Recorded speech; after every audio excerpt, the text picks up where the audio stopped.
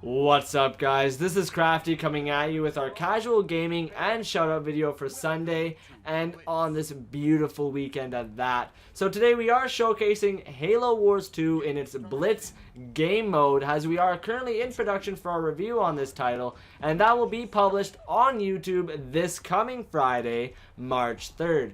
So in this video, I will be going over my initial impressions on what's changed since I last played on the beta. However, before we begin, I would like to clarify that this footage is only done on the day of this video going up, with a live narration over the footage as it plays, giving you guys as close to a live stream, quote unquote, as possible. As with our internet and equipment capabilities, we just do not have that ability in us yet. But when we do, we will be moving this series to Twitch first, with our live stream being brought to YouTube a week after it launches. So that way, if you guys haven't checked us out on Twitch when it is up, you'll still be in the loop on what's been going on, just a little bit behind, giving those who do follow us to Twitch that little bit of that exclusivity and momentum to do it. So that is our thought process on the whole thing. So let's get into today's topic.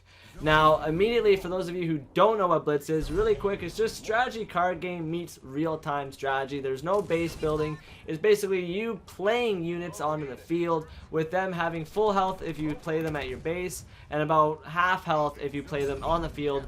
With if they don't get attacked, they will regenerate to full health pretty quickly. So immediately what you're trying to do is fight over 3 objectives, with you earning points on controlling the majority. It pretty much basically works out to 1 point every 2 seconds if you hold 2, and 1 point every second if you hold all 3. So it becomes quite a bit of a tug-of-war concept to earn all the majority and keep your opponent at bay while keeping dominance on the field. Now, this would work if the one flaw I found with it in the beta is the currency. Instead of it being to where you earn currency from the drops as a boost, while the currency you are banking is just earned at the same rate, it is instead the exact opposite. The drops that do happen to boost your currency actually boost the rate you earn money at, instead of that initial boost to what you have banked.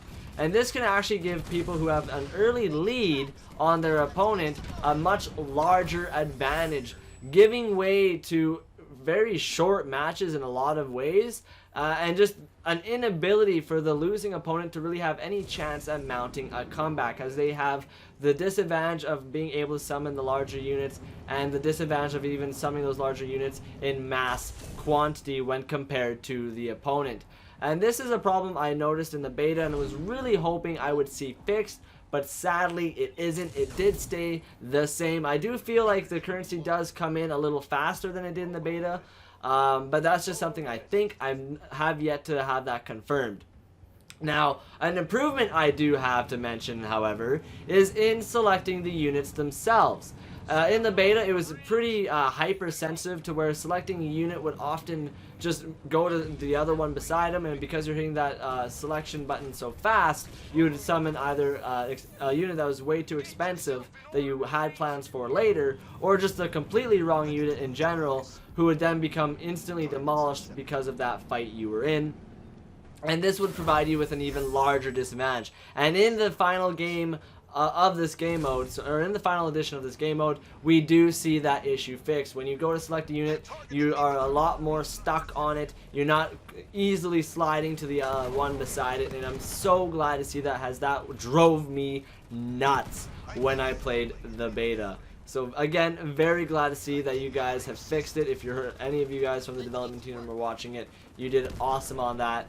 Can we please have that currency fixed now, to make it so that the games have a bit more of a tug of war kind of feel to it, with comebacks being far more likely to happen, and making the game mode overall just more enjoyable for everybody playing, as when you're just winning super easily, it gets boring as well, and especially if you're on the losing end of that.